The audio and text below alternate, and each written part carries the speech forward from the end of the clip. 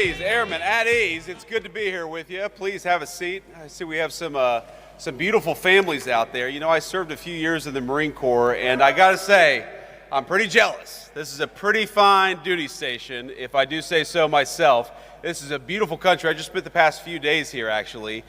Some meetings, some downtime with the family, and we've had a very, very good time here in England. The United Kingdom, of course, is one of our great allies, so I think I speak for all the Pathfinders here. Is that right? When I say, and all the Red Dragon folks as well? When I say that we are proud of the special relationship and we are proud to work together with our British friends right here at Fairford base. God bless you all. So, here's a simple thing.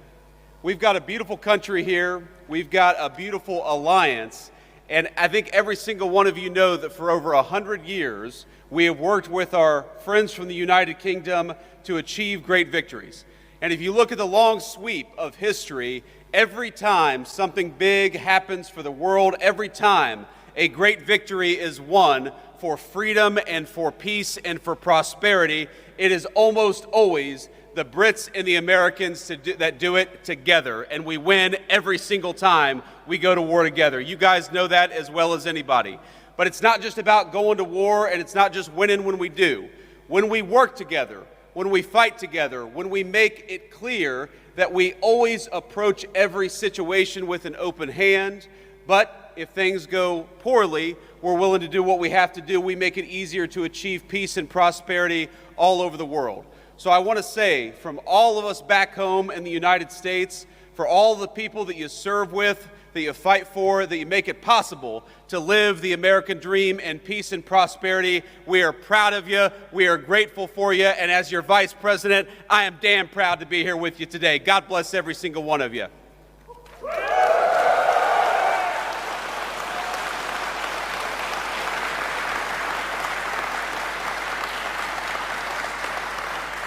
Now, it would be impossible for me to list every single thing that has happened just from this single base over the past 100 years, from World War I to our operations against terrorists in Yemen, the history of this base, of its mission, of all of the things that we've done with our friends from the United Kingdom. It is a very, very proud tradition. So I won't try to list everything that we've done, but you guys know the mission, you guys know the story, and you guys know the history. We have done so much with our English friends, with our friends from the UK, and I started I started the week at a place called Chevening with the Foreign Secretary of the United Kingdom, further south in the country in a county called Kent. And what we did is we worked on one of our most important shared security goals in Europe, which is the end of the war between Russia and Ukraine. The President of the United States came in 6 months ago, and I just talked to him right before I came on the stage, and he said very simply that we are going to make it our mission as an administration to bring peace to Europe once again. But as you all know, it is impossible to bring peace anywhere unless the bad guys are also worried that we've got a hell of a fine Air Force and a hell of a fine military to back up the peace to begin with.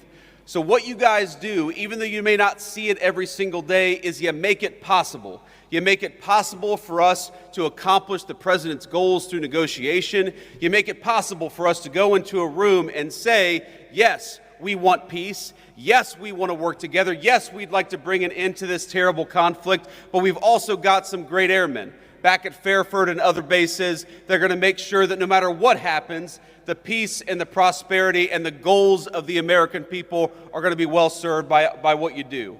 So I think if you look back at the last 6 months, if you look back at the number of lives that we've saved in Rwanda and the Congo, the president ended a 30-year war there. If you look at what we've done in the East Asia, where the president ended a conflict, in Serbia, Kosovo, where the president has brought peace to that area of the world, and now, in just a couple of days, with the president heading to Anchorage, Alaska, to try to achieve an end to this terrible war in Russia and Ukraine.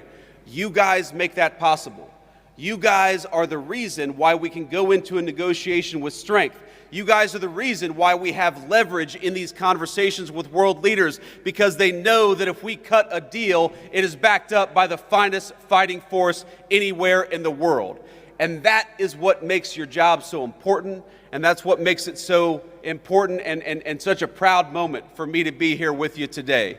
Because nothing that I do, nothing that we do as an administration is possible without the hard work, the courage, and the skill that you guys bring to the job.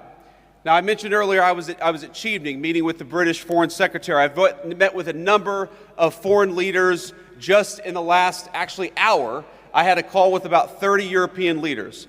And over the past couple of days, I've met with a number of leaders across the UK, across political parties, across the generations, because that's one of the great things about the UK's special relationship with the United States is it cuts across political alliances, it cuts across political parties, it cuts across generations because we've been working together for literally centuries.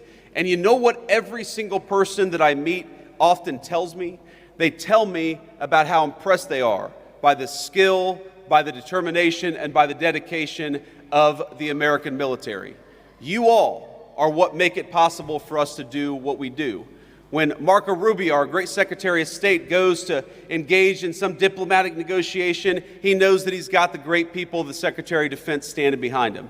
And that fact, the fact that people are impressed by you, the fact that so many people are frankly afraid of you, is why we're able to do what we do as an administration. So I just want to say from the President of the United States, who again I just spoke to, and he told me to give you this message. We're proud of you. We're grateful to you. We know that it's not always an easy job. We know there are often long hours, but I hope you know that the peace and the prosperity and the safety of your countrymen depend on you doing a good job, and we are damn proud of the job that you do every single day. God bless you all, and thank you for having your Vice President here in the UK.